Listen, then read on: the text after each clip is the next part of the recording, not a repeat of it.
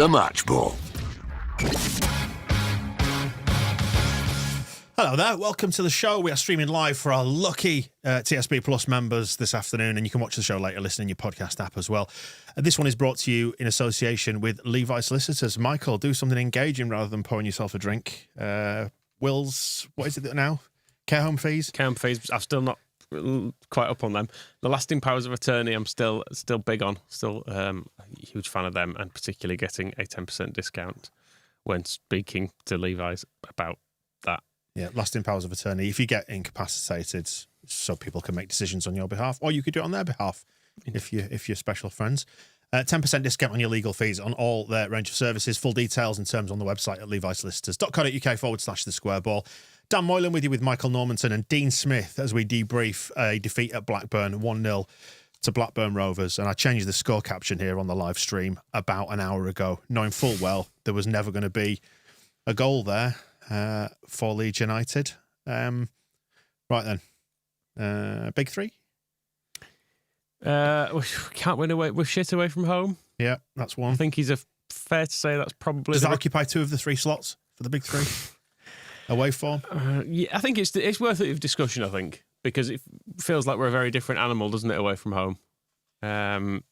So that's one. I think another one might be that this is the kind of game that last season might have been rescued by some individual brilliance, a Somerville or a Rutter doing something, and we just don't seem to have that kind of thing anymore, which isn't necessarily a bad thing because we feel like maybe a little bit more of a cohesive team. But when the team isn't performing at its best, that's when you need someone to stand up and be counted, and nobody could or would today. It felt like that's two.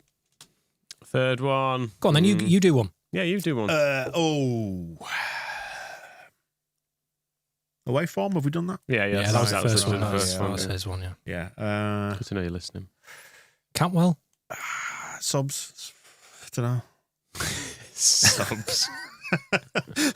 I don't know. Look, it's a struggle to find a third talking point. It was a boring game, wasn't it? I was going to say, my reasoning for that is I just disengaged mentally with so much of that game in that half because I knew exactly where it was going. If we'd have scraped a lucky equaliser, or God forbid even gone on to win it, then fine, I would have enjoyed it. But I don't really know. So you tell me, what happened in the second half there? It just became a grind. It was just an awful lot of... to be fair to Blackburn, I can see why they did it, but it became an awful lot of just taking time over stuff.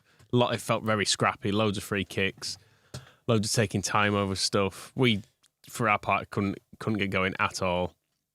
And it just felt destined to be a complete non-event of a second half. Are we maybe missing what was a possible turning point, which was the non-red card for their player? No. Do you not think so? It was a hard yellow, I think. But then you see other yellows that were given during the game, and it's like, well, they're not comparable. It feels like the parameters for a yellow are quite wide. I feel like it's a VAR one probably where they would look at it. I think so. Once you slow it down, you do see he's nowhere near the ball, both feet are off the ground, it's high. But then we'd just be on air complaining now we still couldn't score even though we were against 10 men for 25 minutes or whatever it would have been. You've got to give some credit to Blackburn. I think Tony in the stream comments saying that Blackburn's pressing was very good. They were well organised, I thought, and they threatened us as well. Yeah, the press was. Moments. They were not pressing until we got to the middle of the pitch, were they? Essentially, was the way they were set up. Like they basically let us have the ball out of defence, whereas sometimes you'll see teams press right from the front. Sometimes you'll see teams sit right back. Blackburn went for kind of a mid option.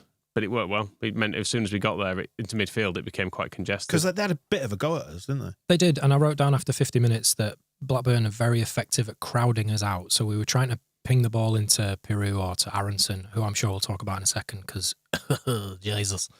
But they were really good at choosing the moments to press us. And it's one of those things, whenever we talk about Leeds United, or certainly whenever I think about Leeds United, I always kind of ignore the fact that there are two teams playing. I'm always just like, Leeds, why can't you be better? But they probably did a job on us today. Eustace does seem to have Parker's number, doesn't he? Did it with Birmingham, with Blackburn, end of last season, Blackburn again now. Just the 1-0s. Because, it's no surprise how Daniel Farke's team's set up to play. But that's not to say we didn't have chances today. We did. And we did. They did too. Well, I was going to say one of the themes that's coming through in the comments is the lack of clinical finishing, because we did have chances and there were some good saves in there as well. So it's not. I come into this and we complained recently about lack of jeopardy and it being a bit flat at Ellen Road. It feels like we're just on part of that spectrum at the minute. Of I can't be too dejected because there is a long way to go in this season. There are some hard games for other teams coming up over the break. You're going to lose games at this level. I can't say that I'm in despair now or I want to chuck the baby out with the bathwater or anything. We just got to move on, unfortunately. And I know that's ridiculously grown up and I'm supposed to be delivering hot takes here on the internet, but that's how I feel. Fine. We've seen this before. It will happen again between now and the end of the season. It's the rest of the games we've just got to do well enough in, I think. Yeah, but it's kind of annoying that it feels like we're having to do that with so many winnable away games. Like, we are allowed to try to take some points from these, whereas it feels like this Millwall. I know Millwall was kind of a physical thing. It was slightly different to this. But Bristol, we didn't really try to win. West Brom, we didn't really try to win. It felt like we go into it settling for a point, and then having gone behind, we didn't particularly. Maybe we did try, but we didn't turn the screw, did we? It didn't feel like we never got them in massively backed into their own halves. I didn't feel. But then we don't play like that. Well, we do. But this is the thing. Look at the Luton game. We had them the other week when we played them. We had the ball all the time. We were high up the pitch all the time. That wasn't the case today. But then again, passes weren't working. Structure wasn't working. And that's where I suppose you've got to give the credit to Blackburn. Yeah, I wrote down again that it felt like the link between the midfield and the attack was very poor today. There wasn't as much fluidity. Michael, you said halfway through the first half that Tanaka was the only person who wanted to switch the ball. And it just became predictable in the midfield. Just no route wide necessarily. So then they would try that ball into the striker. And they just had the measure of it all 90 minutes. They were able to deal with it, it felt like. Here's an interesting one. I've actually just received an email, would you believe, after the match, mailbag at thesquareball.net if you want to get in touch, from Demetrius, who's saying, I'm pretty confident that any decent manager would have this squad comfortably clear at the top.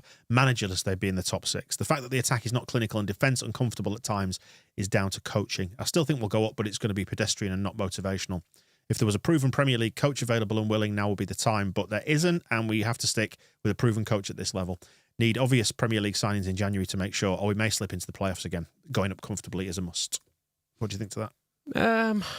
It maybe does down Farke's work, I think, a little bit, because you don't know. The problem is with any manager change, you don't know exactly what's going to happen until you flick the switch, do you? It's like when we got rid of Grayson, to go back a lot of years, and people went, well, clearly Bates thought, if we can just get Neil Warnock in, there's enough here. Be careful what you wish for. It completely went to shit. You get the most proven Championship manager in.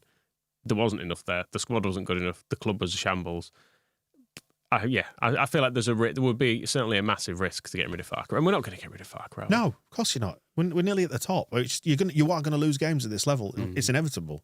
There is a point in there though, because we said beforehand about the squad and just having watched the game last night, the Sheffield United Sunderland game, it just really drove home to me how, when we're on our game, how good we are and how good our squad is. And I think that's why when we lose games in the Championship, it just feels a little bit icky to us, because we should, in inverted commas, just be able to sweep everyone aside, but that's not how football works, is it? Well, Wayne is saying that in the comments. First half was okay, both teams had a go. Second half was a bit championshipy, which is beneath us. So we should just move on. I agree. Yeah, completely. It was probably the first game, actually, that Tanaka has not been able to run since he's come into the team. Gave away the penalty as well. And he gave away the pen. Silly boy. So maybe that's just the deciding factor here. Not that it was terrible generally. And the pen, I mean, it probably is just about. Yeah. But it's soft, isn't it? Like, he doesn't actually really challenge him, does he? It's just, like, if the player doesn't fall over, he doesn't give a penalty there, because it's just a shoulder charge, shove, whatever you want to call it. Come on, that's a penalty. If that was for us, yeah, it's one of those. I think it is. I think it is a pen. It's just annoyingly soft. Yeah, I think there was an equivalent challenge the other way at some point in that game, and I think we noted. I mentioned at the time that was exactly the same as the penalty, but it wasn't given. Was it us going back towards our own goal, maybe, or was it when Nonto ended up against the boards? I can't quite remember. It's just all a bit soft, wasn't it? The thing is, there'll be countless occasions this season when the same thing isn't given as a penalty, and everyone on Blue Sky, Twitter, wherever they are, will be going, Blackburn got a penalty for that, and it's just one of those things. Though I can see that I find it frustratingly soft, and it was stupid to have done it. I think was my main frustration. Daniel saying, the question is, would you trust us to beat Plymouth on the last day to go up away and honestly feel like Farke would make it difficult, and that's what's concerning? I'm not remotely concerned by any of that. If they still have Rooney in charge, it's fine. Right. Yeah, and it's the last game of the season to go up on the south coast. We'll just smash the town up. It's fine. Yeah, I mean, there are always little quirks, like the 70-minute subs go earlier so it can have more of a chance to turn the game around. He should have gone earlier today, I think, just to give Blackburn something else to think about. But then again, he made the subs, and were they massively effective? I don't know. I can't say with hand on heart they were. No, not necessarily. But then again, I feel like if you make subs, like Aronson, I thought had his worst game for a long time today. I thought it was useless, giving the ball away every single time he got it, poor decisions, taking too long on it sometimes, trying to rush it other times, just getting dispossessed easily. It felt very much like the Aronson of the Premier League years today. So I think it would have not have been a risk to take him off at half time. No. And reshuffle it. And when you bring people on at half time, it feels like you give them a bit more of a foothold in the game to be sending them out with the whole team knowing, right, he's now playing there. You can give him a briefing. You can say you bring Solomon on in that position. You can kind of go have a bit of a talk about what he's going to do at half time, whereas throwing him on, do you get that as much? I don't know. Sometimes it feels like when players are playing that badly, it surely isn't a risk to take them off. Well, there's a second way you can do that, which is to say to Aronson, look, you've had a poor first half. You're going to get 5-10 minutes out there to go and make a stamp on the game. Otherwise, we'll make a change because we need to claw this one back, which means he's not getting yanked at half time, which feels a little bit harsh. Particularly, we've seen Bielsa do the same thing after 20 minutes for Calvin, for example, at Swansea. But, if you're going to try and manage Aronson's confidence in the right way, you could do that and say, come on, 10 minutes to make a stamp on this game. Otherwise, we're going to have to start rolling the dice. So get out there and show me what you've got. So there is a second way to do it. But unfortunately, the only way we seem to do it is it was 68 minutes, wasn't it, today that the subs happened. So you're kind of just willing sometimes that you just roll the dice. But you're talking about it's such marginal things. We had 2 chances in that first half where their keeper balls it up. And we could and probably should have scored at least one of them, if not both. The Nonto one was the big chance. The Pirro one, he was a little bit slow. But if you don't take absolutely golden opportunities like that, is it any surprise that games start to get away from you? I don't know. Yeah. I mean, they had good chances as well in that first half, though, it's worth saying. There was the one where it hit the bar, which was a good chance in itself, but then it dropped someone as well who put it miles wide. There were in the second half, there was the one when Cantwell hit one of the worst shots I've ever seen, when it dropped through to him, and I think for some reason he tried to take it first time on his right when he should probably use his left, and it just went miles and miles wide. But they had chances too. I think they were deserved winners. Yeah, on balance probably, because we didn't really show up enough, did we? No. I mean, what were our chances? There was the Strout header that fell to Nonto second half. Obviously the Nonto one first half where it got saved. Wasn't much else. That's about it, isn't it? Yeah. Obviously had a disallowed goal, but rightly disallowed, so whatever. Can't really complain about it, can you? I'm struggling to find something. You can lose your shit about losing a game of football when there's still 28 games to go. It's just going to happen. It's just the away form that's pecking my head a little bit. We can look as good as we like at Ellen Road, but then we have to find a way to win away, because we do run the risk of just maybe pulling ourselves a little bit too far back and not being able to really stamp our authority on the top 2, just in case that we do have to see another set of clubs like Leicester and Ipswich last season who just start to pull away. We need to stay in touch with them, and if we were just beating teams like fucking Blackburn away from home, we'd just feel a little bit better. But, I'm looking at the table now, and obviously we've got a lot of in-play stuff going on. Burnley currently drawing. We know they don't even try to win, so we can assume that they're not going to do. Yeah. Having won the last 3 games, you mean? Sunderland lost at Sheffield United. So, it's in the grand scheme of things, it's fine, lads, isn't it? It's fine. But we always say for the Championship, don't we? The nature of it is that there's another game really quickly, and if you win that one, it kind of puts it right, doesn't it, for the most part? We're in the top 6 for away form, it needs to be said. Admittedly, we've played one fewer than Sunderland, Burnley and West Brom, who were higher up than us. So factor that in. Middlesbrough played 8 away from home. They're on 13 points. We're on 13 points. So we're there or thereabouts. Again, you win that game at Sunderland, as we should have done, and we would have been like the 3rd best away team in the league. I think the difference comes in the contrast, though, of the feeling of dominance at home to going away and it just being not quite right. But is that by virtue of the fact of the opponents that we played and the times that we played them? I don't know. Are you suggesting we should give credit to other Championship bastards? No. Oh, God, thank God for that. I'm just saying is it's just, it's fine. It's fine. It's not exciting to lose games. It's not good. It's not fun, but it's fine. I think the saving grace of our 3 Championship defeats so far this season, they've all been 1-0. Like nobody's like getting at us. I mean, we can ignore the Middlesbrough home game in the cup, but nobody's really getting at us. Nobody's turning us over. They all feel a little bit championshipy and icky. And let's not forget, even when Bielsa was here, sometimes people would turn up and do us. There was that game. Was it 4-1 away at West Brom? There was a few across his tenure in the Championship where we would just get done. But whereas this just feels like marginal calls, tight decisions, and it is fine, but it's annoying still because it's still early Saturday and it's going to ruin the weekend. You just got to write it off, move on, have some fun, put your Christmas decorations up. I know it's still November, but who's counting? Yeah, fair. Yeah, so. So you're gonna tell me to get over that by going up the loft? I've actually been up the loft this morning. Yeah, already getting the stuff down. It's cold up there. Light bulb had gone out as well, so I was scratching around in the dark. So I had to go back down the ladder, get a bulb, switch it. The pain. They didn't get any better, did it? No, it didn't. But it's weird. But I think I've purposely not engaged much with that game, so I can't be too disappointed by it because it felt very, very early to me. Like I knew exactly which way that was going, and there was no chance of us getting anything from it. You've seen it before. You've seen the script 1,000 times before. What can you do? As House of Stout says, I for one am excited to lose the playoff final. I did see some people in the comments, something we can't all agree on, about Todd Cantwell's face. Yep. Let me just filter by the word Cantwell, and we'll see. Just not a nice face, is it?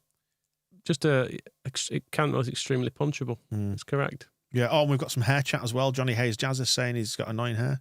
Hashtag hair chat. Well, he's trying to go for a slight pirate look, isn't he? But he looks like a little rat. A little rat who should be thrown overboard. Like cabin boy rat. Yeah, exactly. I think he looks like Amy Adams, the actor. Do you know that lady?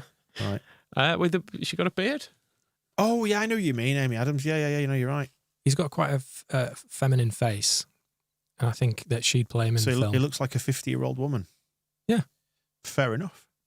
Good shout. Good shout, Dean. Suddenly I'm interested. Somebody's mother. But yeah, one of those days, what can we do? What can we do about it? What can we sit here and say for the next... We could just bin this off in a couple of minutes if you want. Funny though, because some of our more... dickhead ref. Right. Fine. Should it have been red or yellow? Whatever. Don't care.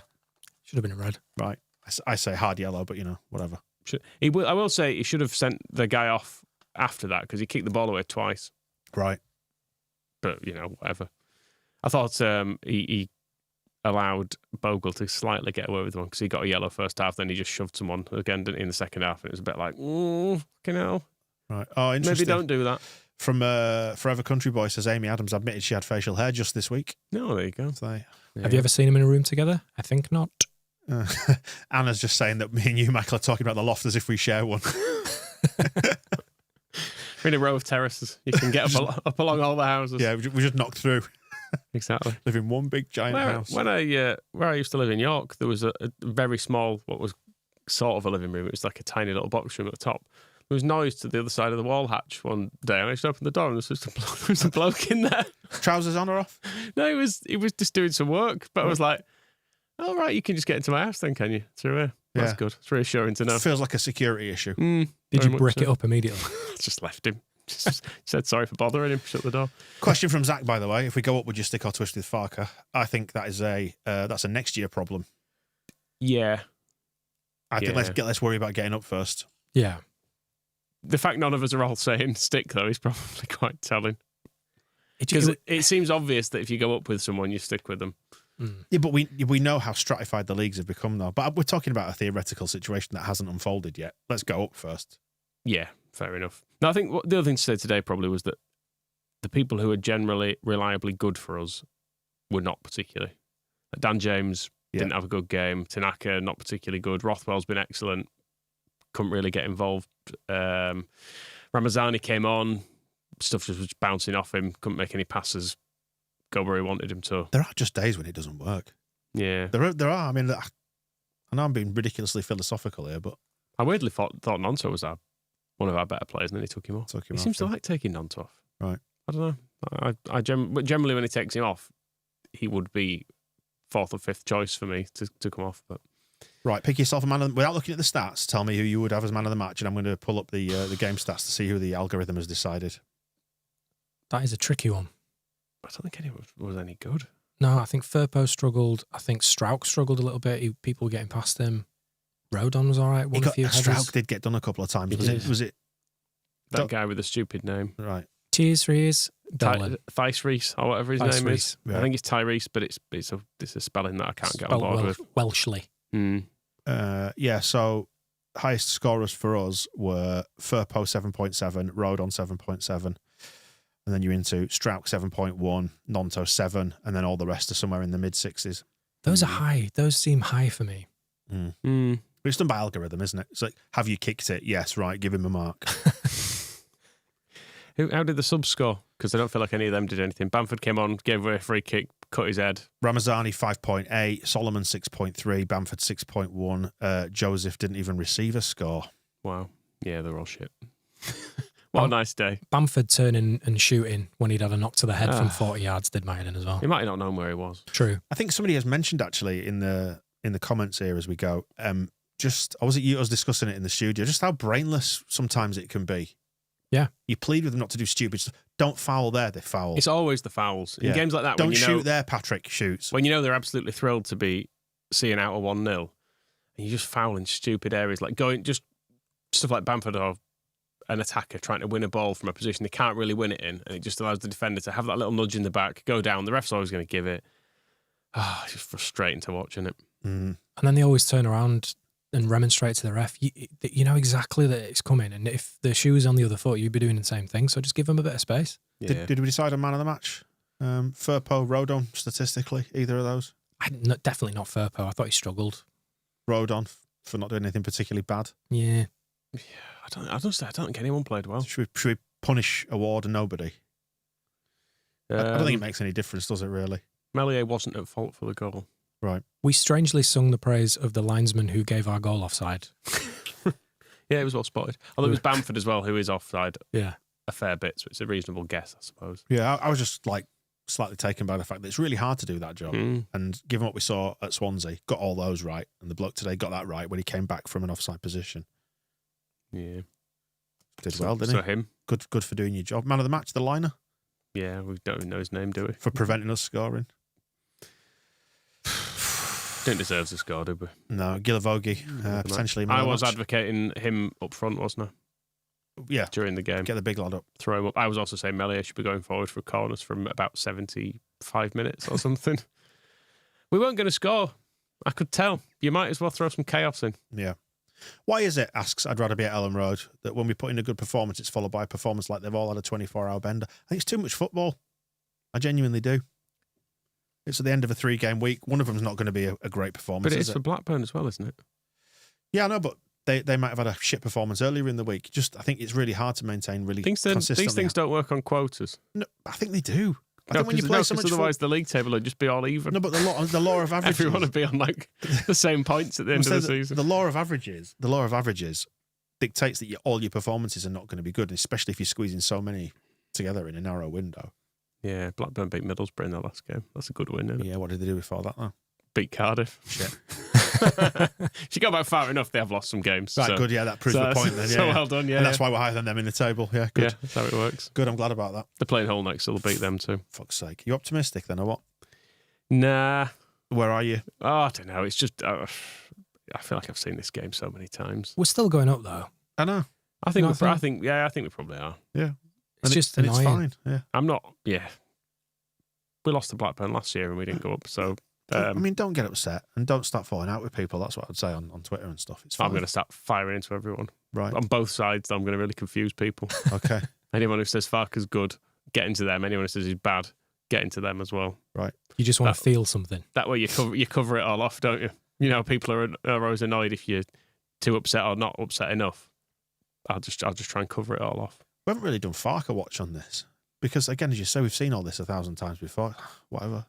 This happens sometimes under him. But you lose matches. But I do think there is something that gets more annoying the more it happens, in so much as if we can sit here and go, yeah, we're not scoring, and he still sticks to the idea of, all right, 70 minutes rolls around and we make some subs, just mix it up a little bit. But you're married, Dean. You understand what it's like. When you're in a long-term relationship, you reach a point where you just go, do you know what? For the greater good, I'm not going to get too angry about this. But I'm not married to Farker, so I can have a go at him from a distance. Yeah. I don't know why in the YouTube comments I can see the words Danny Cadamartri, and I don't know the context of it. I saw Jacob Burns up there before. I don't know what's going on. So people just throwing names for man of the match, maybe. Right. Chris is saying, I hate this philosophical Dan, too adult for my liking. But what's the point in getting upset? It's only football, isn't it? It's only football. Yeah, the thing is, you are upset. You're just low-key upset. I was going to say, has it happened? You've been talking about being philosophical for the last 3 years. Has something clicked today? Don't know. Fine. It's just fine, isn't it? Yeah, I think it probably is. Stephen's mentioning it's beers on Michael next Saturday. Yeah, we should give a plug to that. Correct. This time next week, you see, we'll be forgotten all about this. We'll have beaten Derby. We'll be probably top of the league, if not actually, but in spirit. Yeah, we're definitely in spirit. And we'll be heading down to Griffin in Leeds for beers. Come and see us. And I'll watch some people buy drinks. Maybe I'll help. Apparently, I'll help carry. You'll be paying for beers with your massive Betfair balance. Well, it's not been going great. It's not been going great, actually, the betting, but I did win a bit today. How much?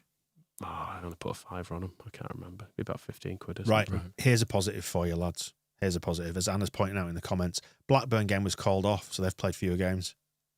Oh, so if they win, they're actually only when they win the game in hand, they're only 4 points behind us. Yeah, but it means they've cheated Oh, I see. Right, yeah. because they've had a rest, so they're less tired than we are. Right, there you go. Yep. There you go. Yeah, they did play on Wednesday though. That was the week before. So, ages Oh, ago. okay. Wayne's saying that I'm not upset because it was my generational talent that gave away the penalty. Fine. I think he's got enough credit in the bank, hasn't he, as Tanaka? Maybe every so often he feels like, or maybe he's instructed by Farker just to throw a bit of a shit game in so he doesn't end up at Brighton in January. He can't do 3 clubs in a year. Of course, yeah. It was Strauch. That was Strauch's doing anyway, because he got turned inside out. Yeah, he looked a bit slow, didn't he? But I don't know. Well, then this will be fun, won't it? Trying to do extra time, bit of extra time for members. You looking forward to that? I just seen in the comments, Michael will buy cans to have at the back of the Griffin, probably from Aldi. Don't say that. I'll definitely go to the bar. Right. So is that then for the match ball? Yeah, I think people have had enough. I was going to say, like, we went out of the studio after the game finished. It was 3:30 and starting to get dark. Mm-hmm. Be more upset about that than what happened today. Silly, isn't it? Hopefully the government will switch the sunshine back on soon. Although it is really mild today in Leeds. To put the heating on. Right, government heating. Well, there you go. What a treat. Time up on the match ball. Members, thank you for joining us on the live stream. The audio version will be out in the members feed for extra time very, very soon. As soon as we conclude it, we'll process it and put that out. Some bonus chat. Can't promise it'll be good. I think we should rate our performance against the team today, measure it by the team. Because they weren't great. What would you rank the team out of 10 for today's performance? 4? 3. Right. Let's go harsher. Okay. If you want to become a member, thesquareball.net/plus. And what have we got coming up? Who are we speaking to at the start of the week? Hayden Evans. That'll be good. He's coming in. We're going to have a chat about what he's been up to and what he's been going through as well. And maybe have a chat about agency work. Owns the football agency. So look it's out well for that. timed because we don't want to talk about this game that much more, do we? Exactly. Just talk about summer And stuff. he's transfers generally quite measured and sensible, is Hayden as well. And look out for all the usual nonsense this coming week. And at least we don't have a midweek game that we can immediately win to bounce back. We've got to wait and stew on this for a full week now. So, cheers for joining us on this. And we will see you soon. The Match Ball.